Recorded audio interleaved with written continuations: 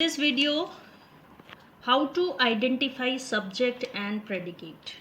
Now note, every sentence must have subject and predicate. Every sentence. Now I already taught you there are 4 types of sentences and every sentence must have subject and predicate. But how to identify subject and predicate? Now look at the following sentence. I am drawing a picture. Now this is a boy and he is writing a letter. Now could you identify subject and predicate in this sentence? Now first ask yourself who is writing a letter. First you ask yourself, students, who is writing a letter. Now if you will ask yourself this question, who is writing a letter, you will get the answer, the boy. Means he is writing a letter, the boy, and this boy is he, and he is writing a letter. He is a subject. What he is doing, he is writing a letter. Now he is a subject. Now is writing a letter, read rest of the part is called predicate.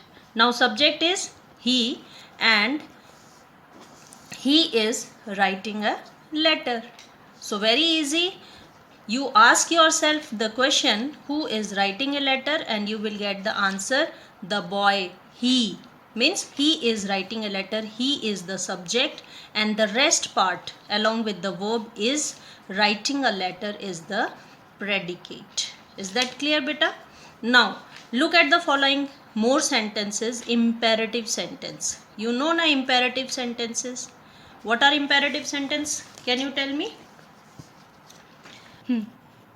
Now the subject is often left out of an imperative sentences because an imperative sentence is a command and the subject is not needed there,